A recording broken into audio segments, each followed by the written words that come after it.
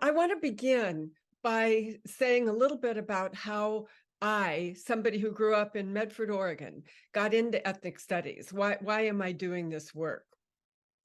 I had very little exposure to the racial and ethnic diversity of the United States until after I graduated from college. And I signed up for a teacher education program for preparing teachers for urban schools. It was based in inner city Seattle. I didn't have any particularly good reasons why I signed up for it, but it ended up being a transformational experience for me. I was getting certified as a social studies teacher. And this was an 8-week or 8-month immersion program. So I was assigned to Cleveland High School in Seattle, a multi-ethnic working class high school for the entire 8 months. Working with teachers in social studies. This is my first class, which was a 10th grade world history class. And just looking at the students, they probably look different from Medford, Oregon, where I grew up. And I felt a little bit when I got there like I was being dropped into a context that I was just totally unprepared for, because I realized as I entered the school and was around the students how white my education had been and how unprepared I was for where I found myself. So I began doing some things. One of them was to get to know the kids personally.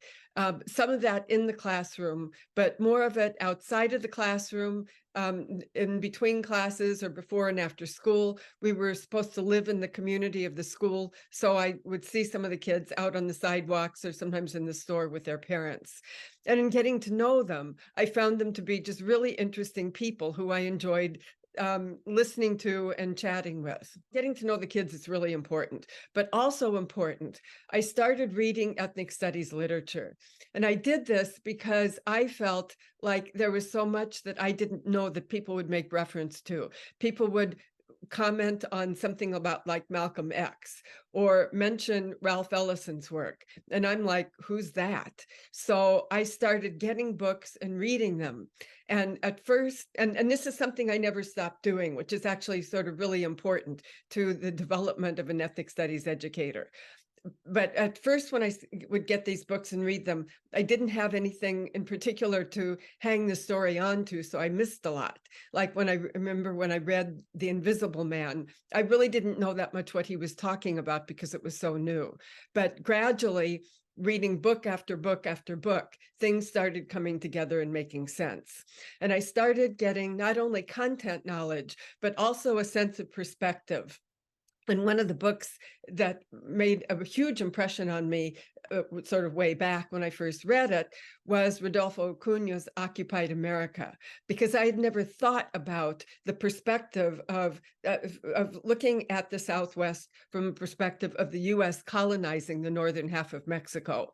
I had learned in social studies, when I took social studies, that the U.S.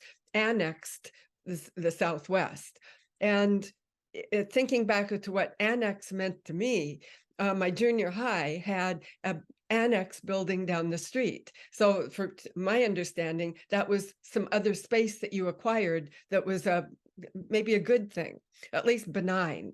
And so the Occupied America challenged the whole perspective around which I had been educated to understand the growth of the United States. So that made a huge impression on me.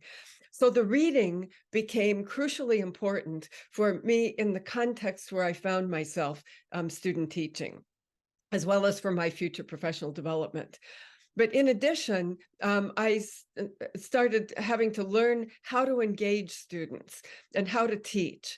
And I'll tell you a story that's it's relevant to, I think, learning to become a good ethnic studies teacher, but I don't recommend that student teachers do this. This is from my student teaching.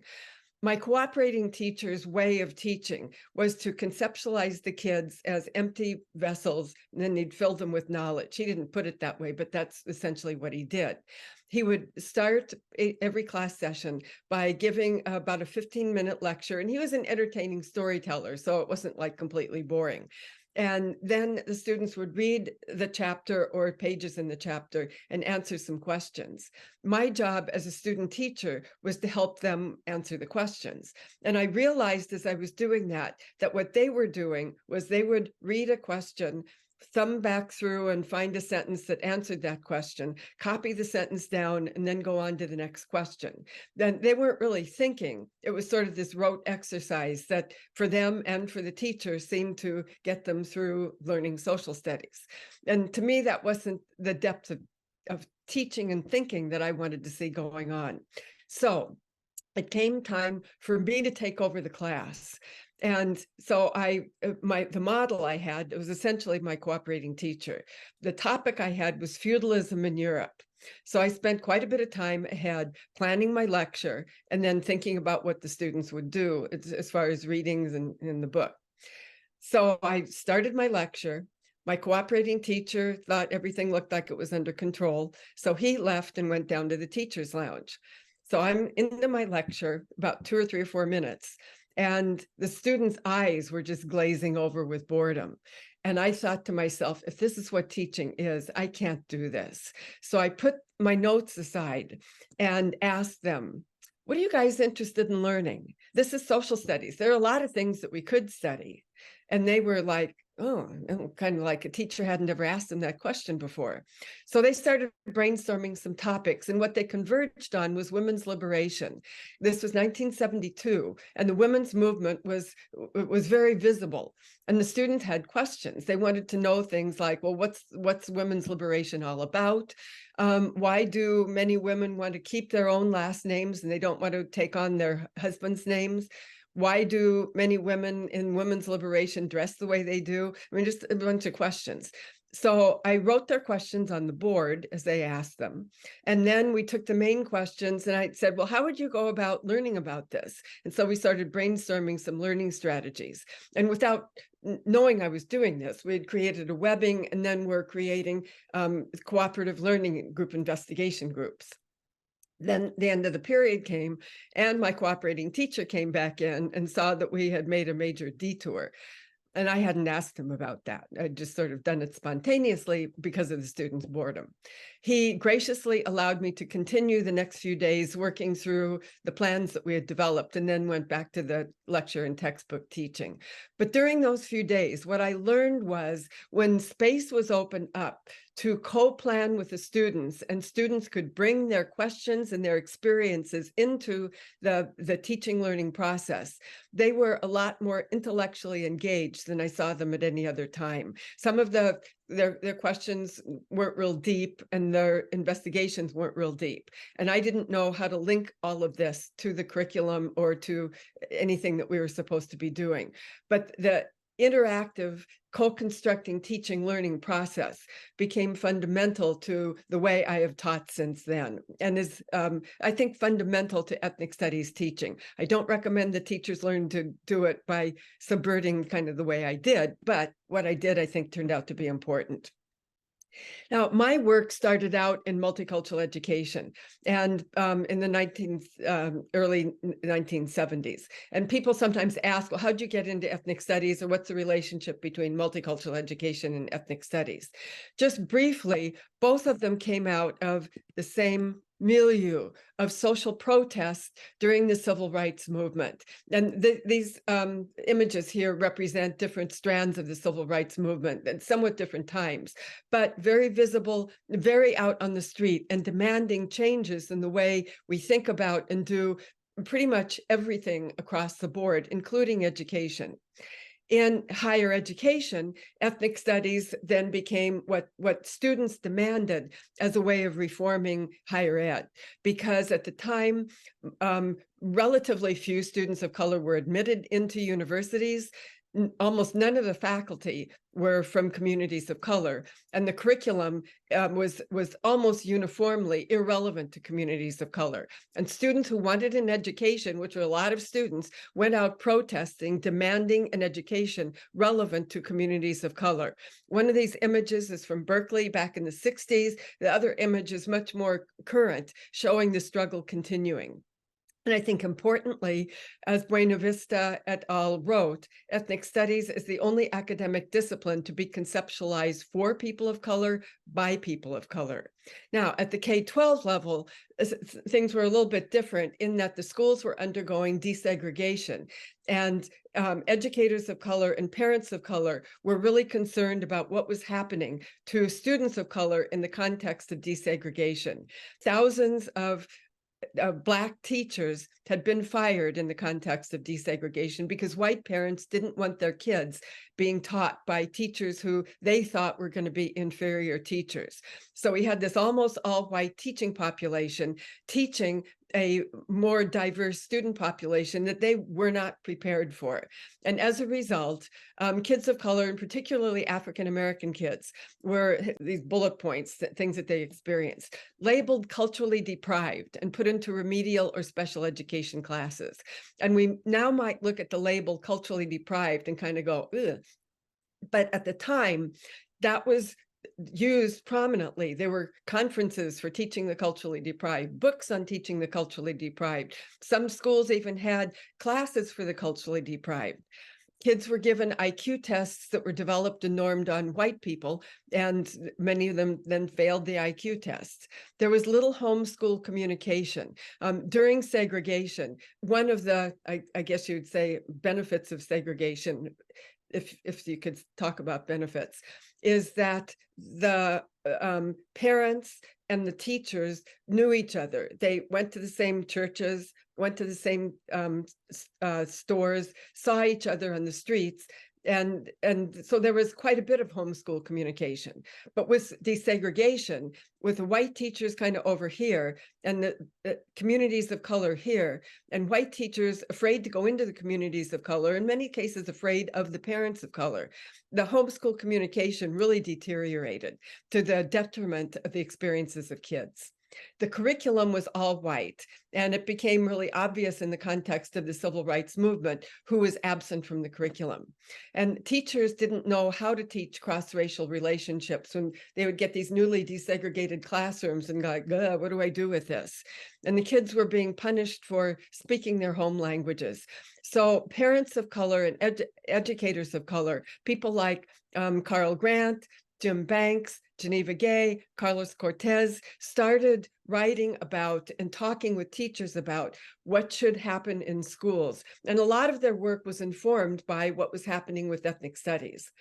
James Banks, for instance, has elaborated 5 dimensions of multicultural education. And this work came to be called multicultural education after several iterations. But to look sort of holistically at the school. He wrote, for example, that a multicultural education has an equity pedagogy, which now we would call a culturally responsive pedagogy, but teaching in ways that everybody can achieve academic success. Ethnic content would be integrated into the curriculum.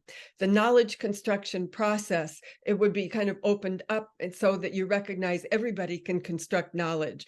Kids can construct knowledge, but also the knowledge in textbooks has been constructed by somebody. It's not just handed down from nature. Prejudice reduction refers to accepting attitudes across differences. And then developing an empowering school culture and social structure looks holistically at the school, asking questions like, to what extent does the staffing in the school mirror the racial and ethnic demographics of the kids who are in the school?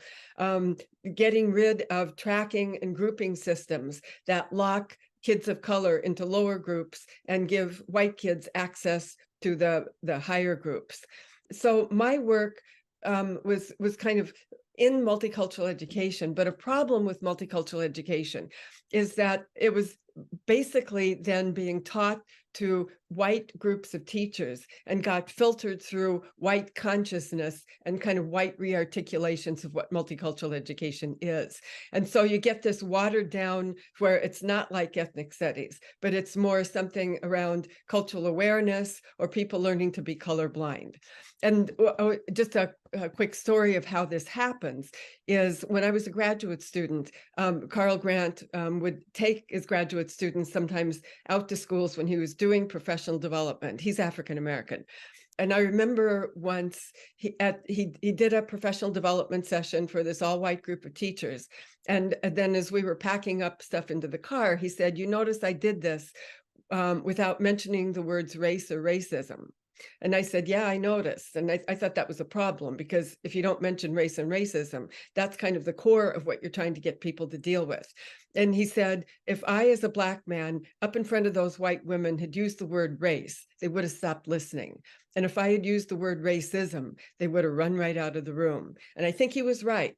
But the problem is doing that over and over and over has led to kind of a watering down of understanding of what multicultural education is, to the point where one teacher I was working with once described it as spreading the pixie dust. So I've been, over the last few years, I'm kind of concluding my experience, and I'm going to go into something else, but taking my life experience and my learning experiences and using them to write novels with teachers as main characters for anybody who wants to kind of crawl into the learning process of how does this process work, and particularly for white people. The book White Bread deals with a teacher who thinks of herself as white bread, a white teacher, as having no culture. And she learns through the course of the book that she does, and she learns why she didn't realize that she is a cultural being. Family History in Black and White looks at two educators, one of them African-American and one of them white.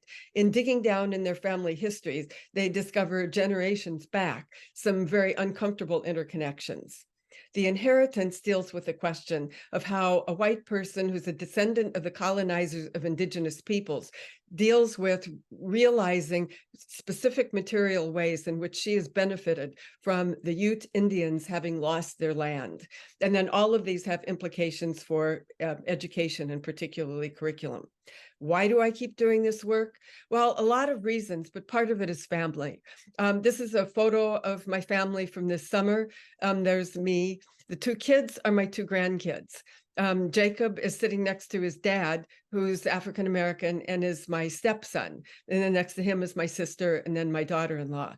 But I think about my grandkids and what kind of world they're growing up in. And I want them to grow up in a world in which they feel safe and appreciated as biracial people.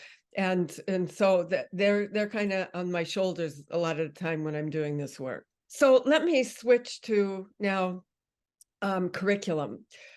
Ethnic studies counters the Eurocentrism that's in schools. That was its origin, and that's still why it's important, because we still have a Eurocentric curriculum that's the dominant curriculum. This slide shows data from 10 social studies textbooks and 10 reading language arts textbooks that I and some graduate students analyzed about 9 years ago. And I think between 9 years ago and now, things probably haven't changed that much, because I've been analyzing textbooks since the 1970s. The percentages, we went through and counted the references to people, both in terms of their names as well as pictures. So like 0% means weren't there at all. 4% means 4% of the people were blah, blah, blah. Then I overlaid that with the teacher demographics and sort of whose perspective of the world are the kids getting, and then the student demographics. So if you look at the column, say, for African Americans, this is where most of the work has been done in taking the traditional textbooks and trying to integrate in ethnic studies content, as with African Americans. Textbooks have been at this for a long time now. 15% of the student population nationwide is African-American. Only 6% of the teachers are. So African-American kids are mostly still taught by teachers who aren't from their background, who are mostly white, and are mostly getting white perspectives from the teachers. The textbooks, well, it varies. The African-American kids may get textbooks in which they barely see people like themselves, or may get textbooks in which there are quite a few people like themselves. But none of the textbooks have African-American people in the majority, and none of the textbooks are from African-American perspectives, and I'll come back to that in a minute. If you look at white, the column in white, it's a very different story. 45% of the kids, most of the teachers, so most white kids have most of their teachers reflect their background and their worldview. The social studies and reading language arts texts, most of them are mostly white dominant. Have other groups sprinkled in, but mostly white dominant. Look at Latino, in some cases 0%, barely see themselves in the traditional textbooks today. Same with American Indian, and same with Asian American. And now let me look just a little deeper at this. I mentioned that African Americans have been integrated in the most, but textbook publishers are very selective about what gets added in and what doesn't get added in. This slide could represent an African American studies course, an African American history course, with the theme being people of African descent as creators, thinkers, and builders. So you can see the topics here, starting with ancient Egypt and quite a bit on African civilizations. And then not just enslavement, but colonization and enslavement, and how enslavement was related to the larger project of colonialism. Through slavery, building the church and emergence of African American institutions, because African American people did things other than just be slaves. We're also pushing back against slavery, and we're also building the church and building African American cultures and institutions, and then so forth and so forth. Now, what gets selected into the textbooks? See, there's a lot that's not there. And the things that aren't there are pretty systematic. I've done a similar analysis that I don't have time for, looking at the integration of Mexican Americans into the curriculum. But what isn't here is, one, the construction of racism and colonialism historically. You'll get slavery, but you don't get this larger construction. Two, you don't get the continuous resistance that people of African descent have had against both slavery as well as racial oppression throughout history. You'll get little blips of it here and there, but not the continuous work that people were engaged in, trying to resist and build something different. You also don't get the immense intellectual work of people of African descent. Pre-colonial civilizations have been kind of trimmed down. And then the intellectual work of African American people, you get the Harlem Renaissance, but then that's kind of blip, and then you're on to something else. LeGarrette King has written about this in his work on the development of Black historical consciousness principles. He elaborates in his article here on 6 principles, and he's has now expanded them into 8, but trying to open up and push the boundaries of what is considered to be Black history, because he maintains that what white people think is significant for Black history isn't the same thing as what Black people see as significant for Black history. So I would urge any of you who are working with Black history to get his work and the way he's trying to complexify how we think about African American history and African American people and history. Students notice these absences. There's been quite a bit of research now, interview research, asking kids what they think about what they're learning in school. Some of it's been with white kids, but a lot of it with kids of color. And I'll just share with you 2 quotes, but these are representative of a lot of what shows up in literature.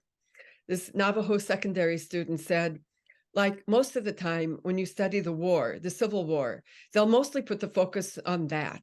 However, not very many people know that at that exact same time, during those years, toward the end of the war, was when the long walk was happening on this side. And people freak out when they find that out. They'll be, oh, that was at the same time? That was the same year? Stuff like that. They don't find that out until like years and years later. Everyone knows about the Unions and the Confederates and stuff, but they don't know nothing about the treaties or anything like that. Or this Black high school student, this is really sobering. She says, it's basically what you know, what you need to know to graduate. Not like the real history of the world, not like what your teacher thinks is important. I know that a lot of our history, like Black women and things that we did, maybe as civil rights leaders in history, is missing. It's what you're supposed to know to get through the system, you know, to graduate, just to keep your teachers or the testers happy. And when this is how kids experience curriculum, you can see them shutting down. And so many times when we're seeing kids shutting down in school, it's school that's shutting them down. And here they're articulating that. Carter G. Woodson wrote that those who have no record of what their forebears have accomplished lose the inspiration which comes from the teaching of biography and history. And so this engagement or disengagement has a lot to do with what we're teaching. And this shows up when we look at the impact of ethnic studies on student achievement. I was asked in 2010 if I would review, by the National Education Association, if I would review the research of the impact of ethnic studies on students. And so I agreed to do that and wrote a report that came out in 2011. And then Miguel Zavala and I updated that about 3 years ago for our book, Ethnic Studies in Schools. And essentially what we found is that, well, we divided the research into studies that focus on the impact of ethnic studies on students of color, which I'll get to first, and then studies that focused on the impact of diverse student populations that include white students. The impact of ethnic studies curriculum and the achievement of students of color. This slide synthesizes the studies that have been done. And you can see, I'm not going to go through the studies, but you can see who the authors were. The curriculum, San Francisco Unified, Tucson's program, math in a cultural context, blah, blah, blah. The various grade levels, these were all K-12. The various research designs, mostly quantitative, a few qualitative, but mostly quantitative. The outcomes that were looked at, GPA, attendance, graduation, achievement tests, and so forth. But the real upshot is the impact was all, with one exception, positive, that students were achieving better when they had a curriculum that was culturally, ethnically, historically relevant to them. And that achievement also seems to carry over into other areas. And this showed up in the Tucson program, where the students were achieving even better in math.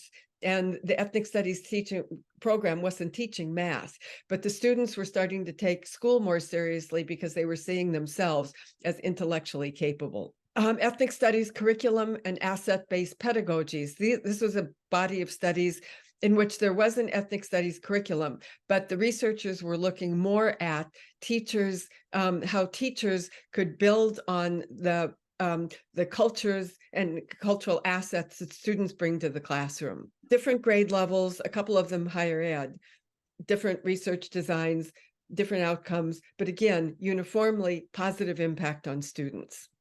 There was also a small body of research looking at the impact of ethnic studies curriculum on student identity and sense of self. And all except one found a positive impact on students. And this one here that found a negative impact is a real outlier to this whole body of research. And I don't actually understand why it found a negative impact, because it's a replication of the study right above it that was the same curriculum. But with this one exception, the research is really clear that ethnic studies makes a positive impact on students of color, and that we should be doing ethnic studies, I think, through the whole curriculum, not through just one course. And I'll make that point every now and then. What about cross-racial attitudes and perspectives of diverse student populations that include white students? Most of this research has taken place at the higher ed level, although there is some at the K-12 level. And I'll just sort of synthesize the main highlights here. Ethnic studies and women's studies courses usually have a positive impact on students' attitudes about race. And the reason here is that with ethnic studies classes, and even with women's studies classes, for a lot of white students, this is the first time they encounter a structural analysis of any kind of inequality. And to understand the experiences of minoritized people, you need to understand racism at a systemic level.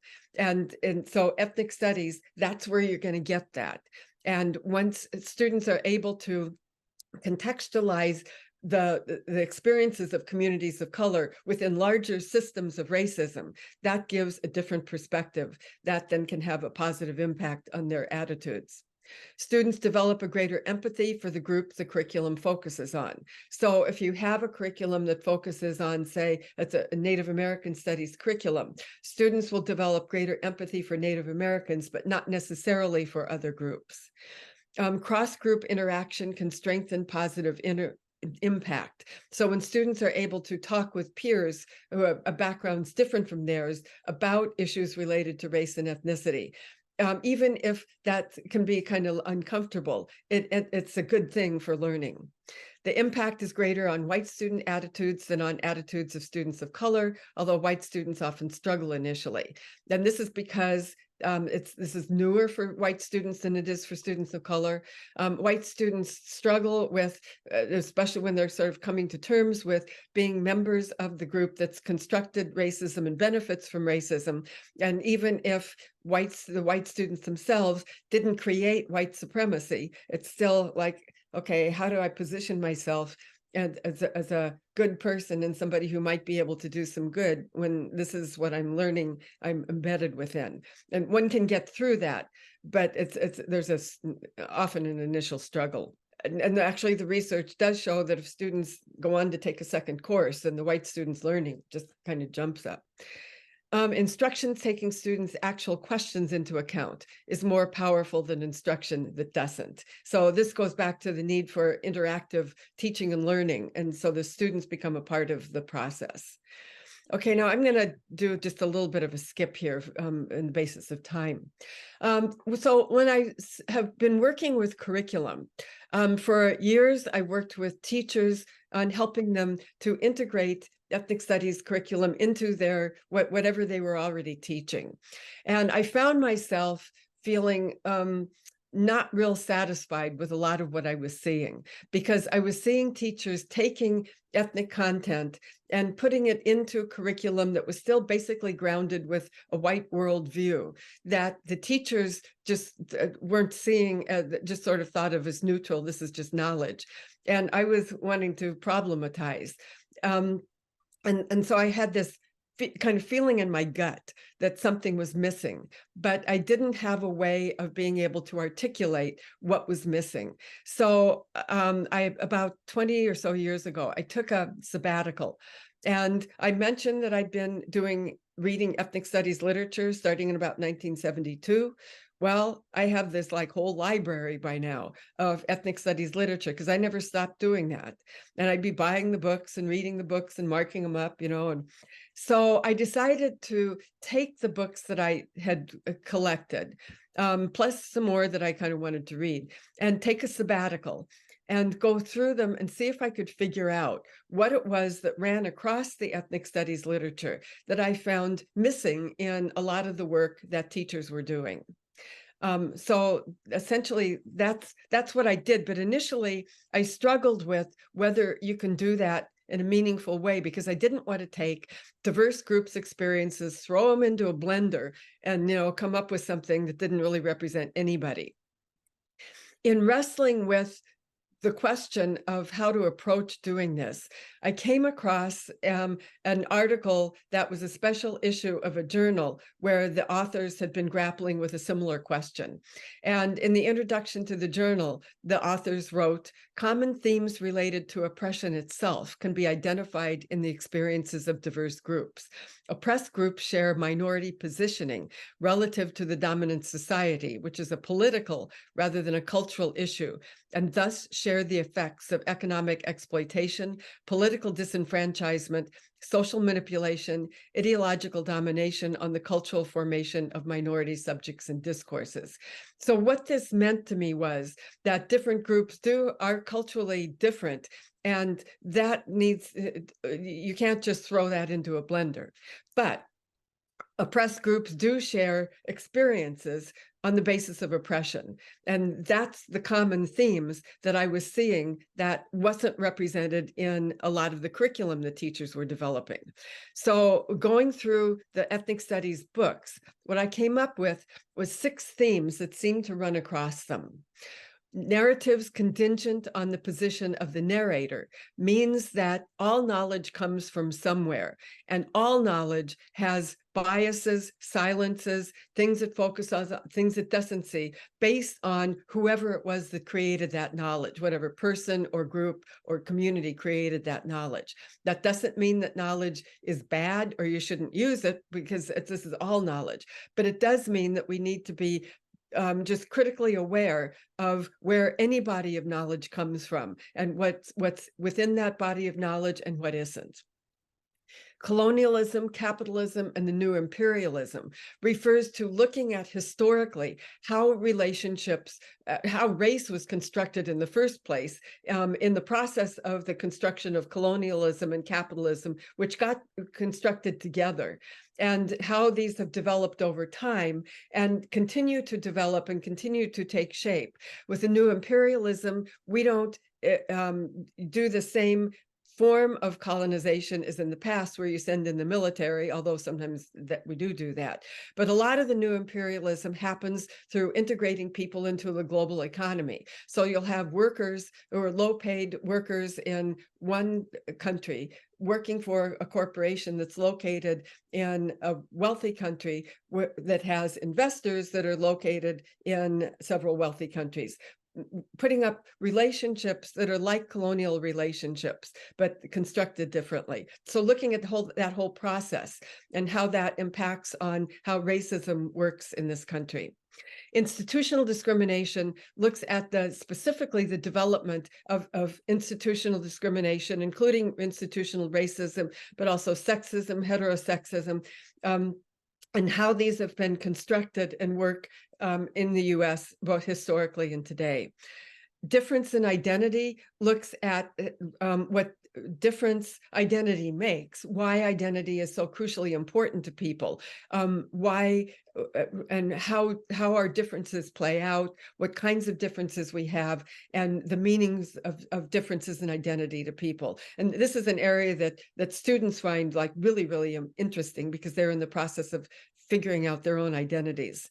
Collective social change processes looks at how social change for justice comes about, usually not so much through individual efforts, although individuals are really important, but more through people organizing and then operating as a collective movement for change, with lots of examples through history.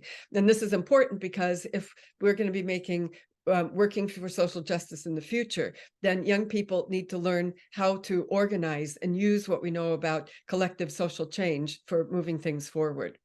And then cultural and community wisdom refers to the knowledge that is embedded within marginalized communities that may not show up in the form of articles and books and stuff, but is in the knowledge of community elders, in the community arts, in the religious institutions, and then becoming just familiar with tapping into the wisdom of communities as a part of just sort of the broader quest for knowledge. So these were the 6 things that I came up with.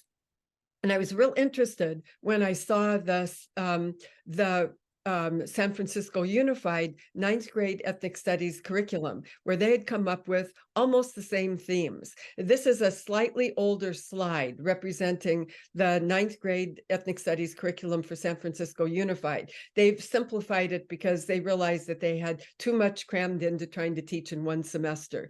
But if you look at the brown row, a goldish brown row, the key concepts: identity and narrative, systems and power, causality and agency, transformation and change. There's a lot of overlap between what they came up with for their curriculum and the core ideas I came up with plowing through the ethnic studies literature. And I think this is because we both went to the ethnic studies literature. They weren't like copying what I had done. We both were going to the same source, which was the decades of ethnic studies literature.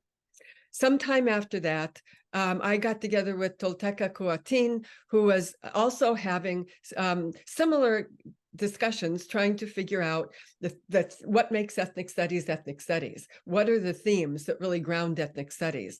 And so from our collaboration, we came up with these 4 themes that were then used to organize our book, Rethinking Ethnic Studies. I won't repeat, because there gets to be a lot of repetition here, so I won't repeat everything. But there were some tweaks on what we came up with that were different from what I had done. Indigeneity and roots refers to the idea that everybody is indigenous to somewhere, and every place has people who are indigenous to that place, but they're not necessarily the same people. So for example, where I am currently in Pacific Grove, California, I am on the land of the Esalen people and the Rumsen Ohlone people, who are indigenous to the land where I'm sitting right now.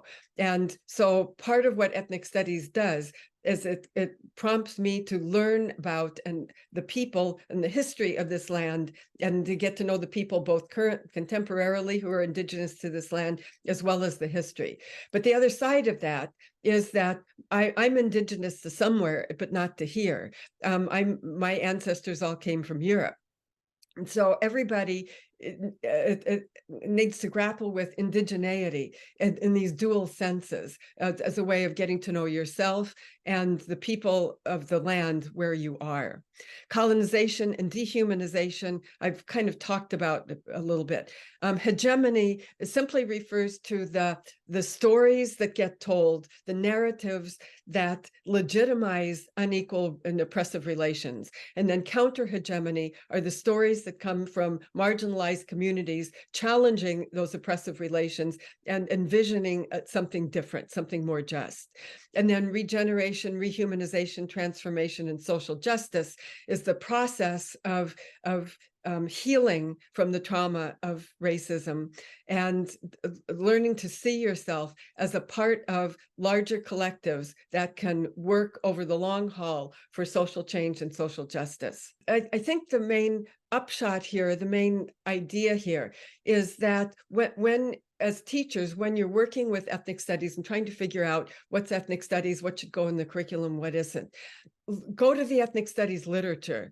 And those of us who have spent time in the ethnic studies literature that's been around for about 60 years now have pulled out some common themes, some core ideas that circulate through that literature, and that should inform the curriculum. Anything can also be reworked from an ethnic studies perspective. And I know that the project right now is to develop the course for graduation, which is a super important project. But when you look at the whole curriculum, if the whole curriculum is largely still a white stream curriculum, that could be reworked so that it's more supportive of students of color, and it's also more broadly educative for everybody. Then that's something that we should be doing.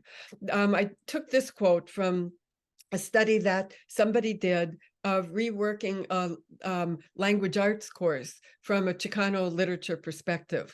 And then the teacher interviewed students at the end to see what they got out of it. And there were some quotes that the students had that showed a really powerful impact of this reworked curriculum on them. One of the students said, "The idea that I can study Chicano literature as a valid course of study, that was really big for me, because that is eventually what I want to study and teach at a community college, ethnic literature. That I don't have to teach Ezra Pound. I enjoy T.S. Eliot, but I relate to him in a different way than I do to Jimmy Santiago Baca. But there's a sense of comfort, and there's a sense of familiarity and home, just home, when I read Chicano literature. I get the joke. I understand what it means, and I know what it's saying in a way that other people don't, and I like that." And another student, "I don't think we Chicanos have that sense of owning the literature.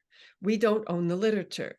It doesn't really reflect where we've come from or what we've experienced. So being able to read something where the Chicano's the main subject, it's empowering."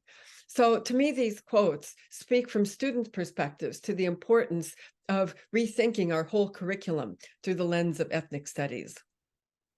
Now I'm going to do a little bit of a switch topics here to the question of how did critical race theory become a villain?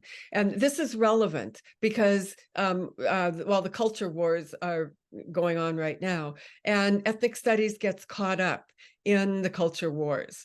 And so I want to do just a little bit of unpacking for any of you who may be not real clear how all that came about. Critical race theory, which you've probably heard, some of you may know in detail, but some maybe not, was a graduate level theory that came out of critical legal studies in the 1980s.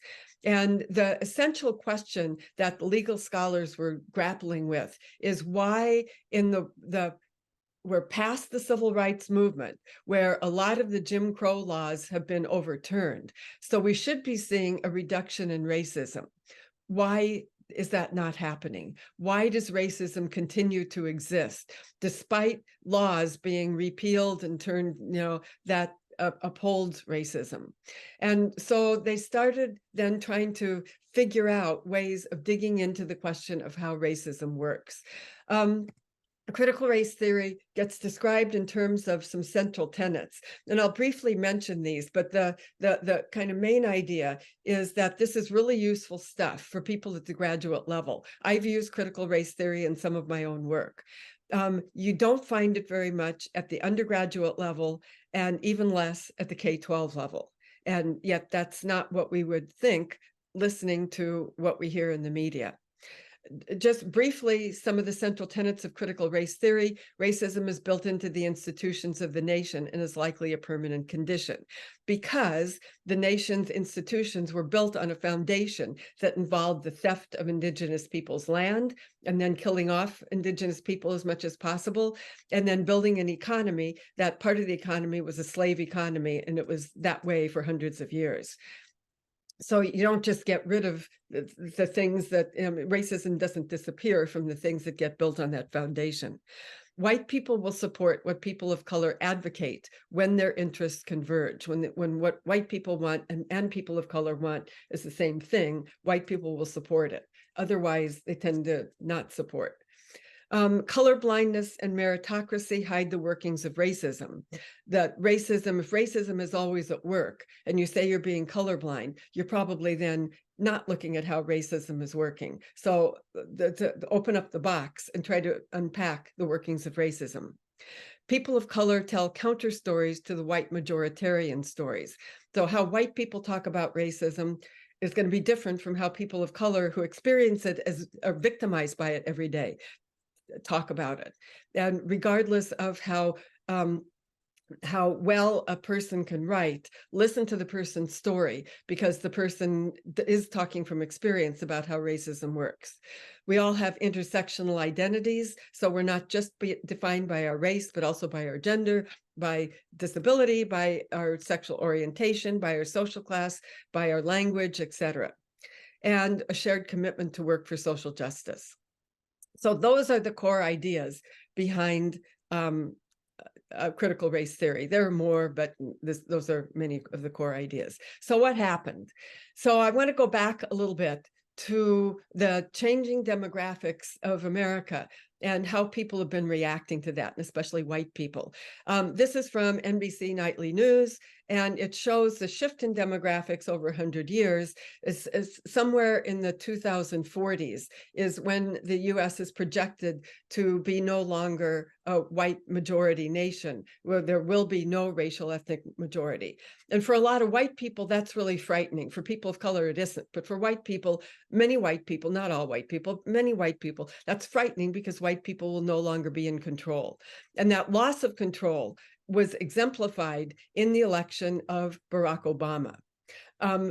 There were a lot of white people like me who voted for Obama, but there were a lot of white people who couldn't believe that an African-American had actually gotten elected as president.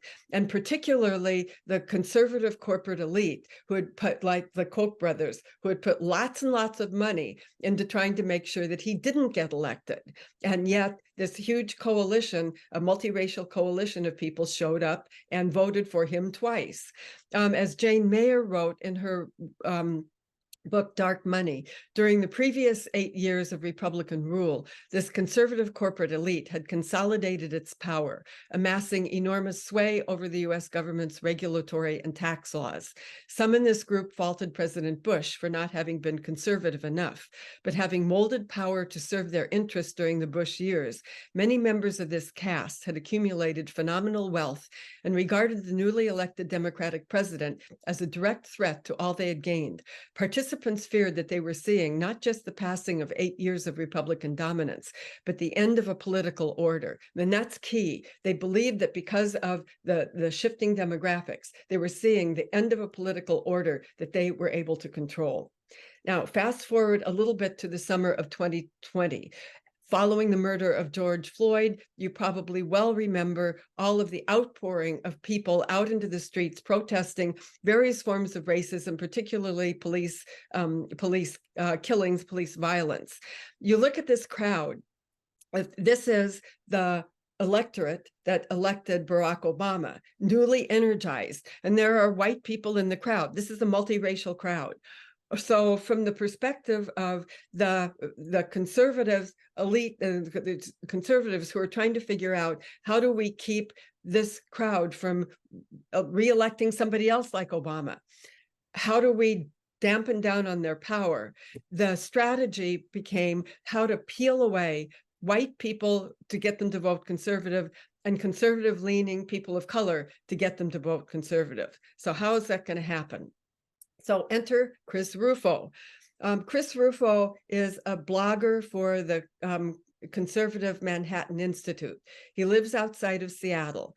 He believes that the 1960s university radicals have now taken over the institutions of the US, which I find really interesting, but like, really? But that's what he believes.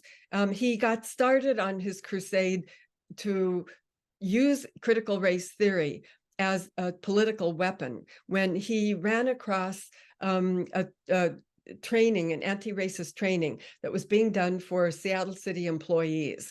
And he got copies of the training materials. There was one section that was being done for white people and one section that was being done for people of color. And so he, from his perspective, that was segregation, that was terrible, it was going backwards. And then he read the training materials and he absolutely sort of went bonkers. And so he wrote a blog and posted it on the Manhattan Institute, asking if anybody else had seen any of these diversity trainings, and if so, could they send them what they'd seen. And so his blog was read by several people who then sent him stuff.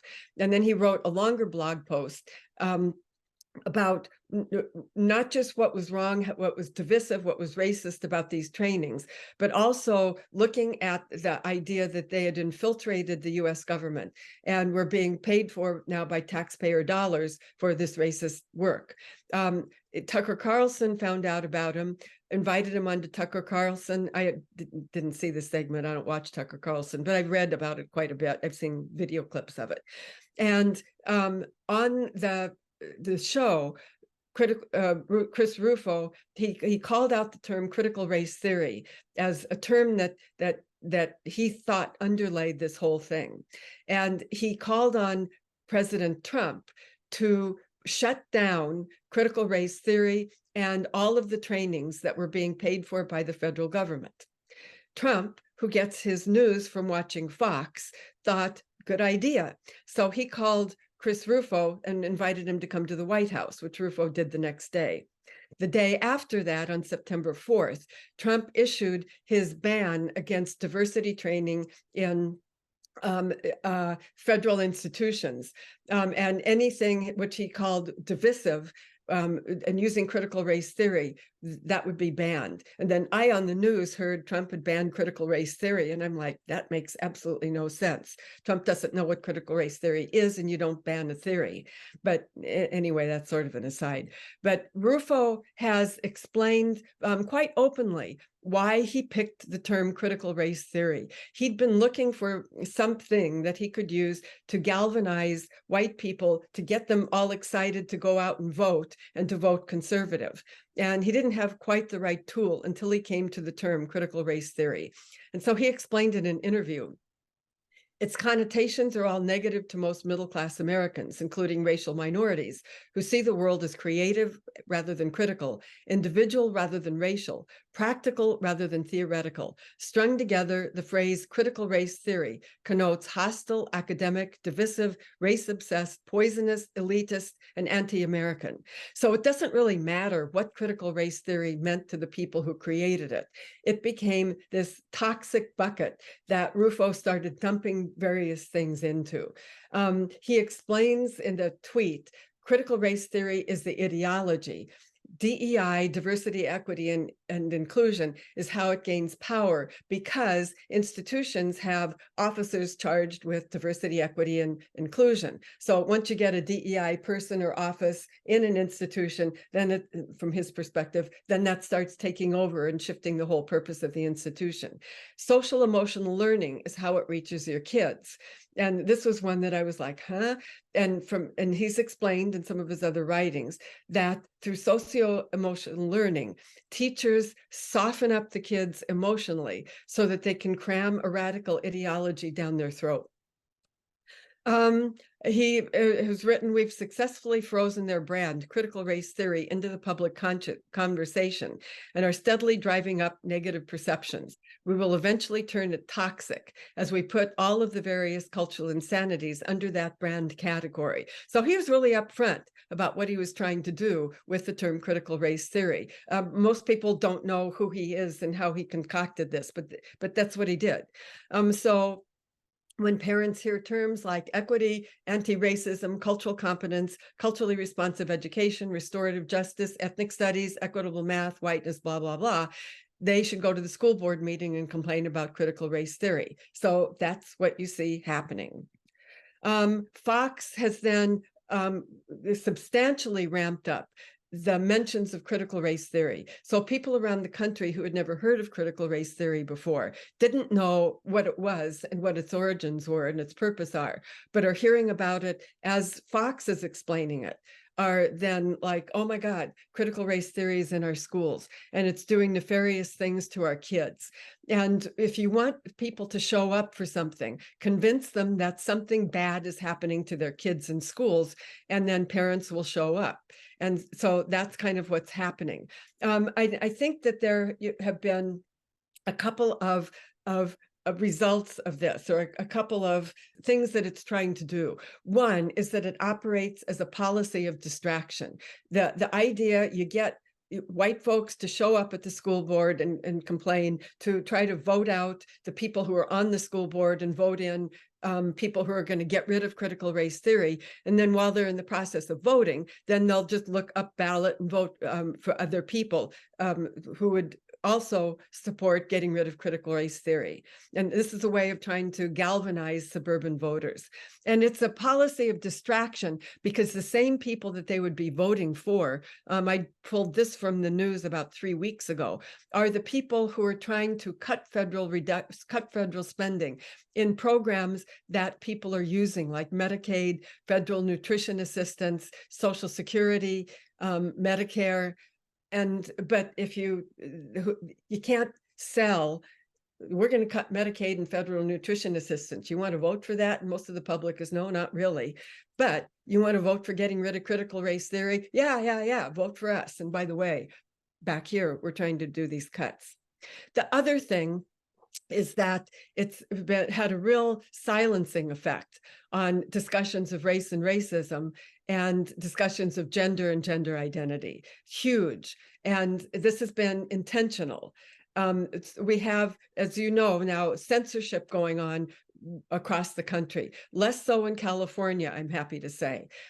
This slide shows the 17 states, this is kind of interesting, who, while all the attacks on critical race theory are going on, also have efforts to expand education on racism, bias, and the contribution of specific racial and ethnic groups.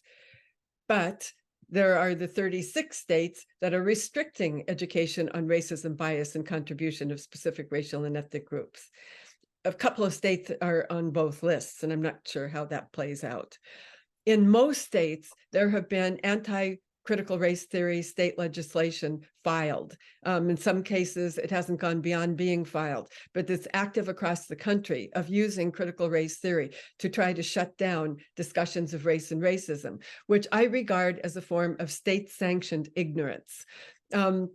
PEN America keeps track of schools' censorship, and they have reported most recently they found 3,362 instances of individual books being banned, affecting about 1,500 unique titles.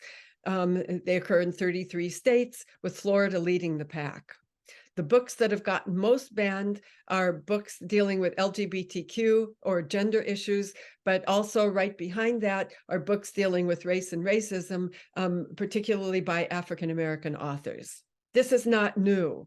In the 1990s, there was an earlier war against multiculturalism, and you can go back to the 40s and find another one that just wasn't as visible.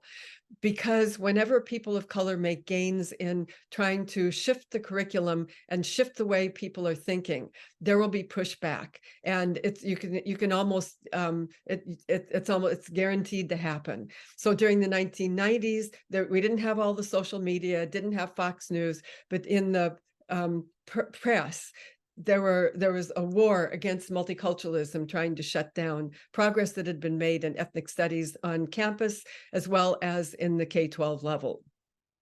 So what do we do? I just want to mention a few things before going forward, and I thought there might be time for question and answer, but I think probably not. One, work with the core concepts of ethnic studies. There will be people telling you what ethnic studies should be. It can be probably lucrative for publishers right now, but I really encourage teachers to dive into the literature on ethnic studies and familiarize yourself as much as you can with that literature. That's for me where my learning came from, plus having then took an ethnic African-American history course, but a whole lot of my learning came from the ethnic studies literature. And for me, that's a big go-to. The other go-to is the communities of color that we serve. Ethnic studies that came out of communities wanting an education that was relevant for their kids. Ethnic studies should always be engaged with communities, and it should be accountable mainly to communities of color. I know we have to answer to the state, we have to answer to administrators, but it's mostly communities of color and kids of color as to why we're doing this work. Ethnic studies pedagogy requires teachers to build trusting relationships with students and families of color.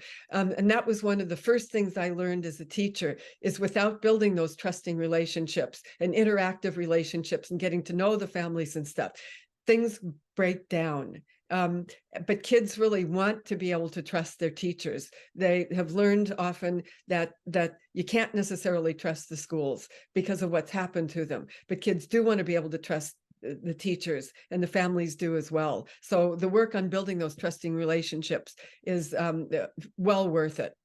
Ethnic studies is good for white kids too, as I've pointed out, but teachers need preparation for teaching ethnic studies to both white kids and kids of color, and sort of getting white kids through that white guilt to be able to see themselves as people who can work for racial justice.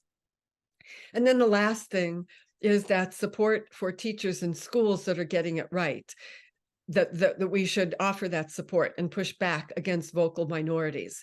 And I'm pleased to see that my talk is being followed by bright spots. And I sort of, again, wish I were there, because it's from these bright spots that I do a whole lot of learning myself.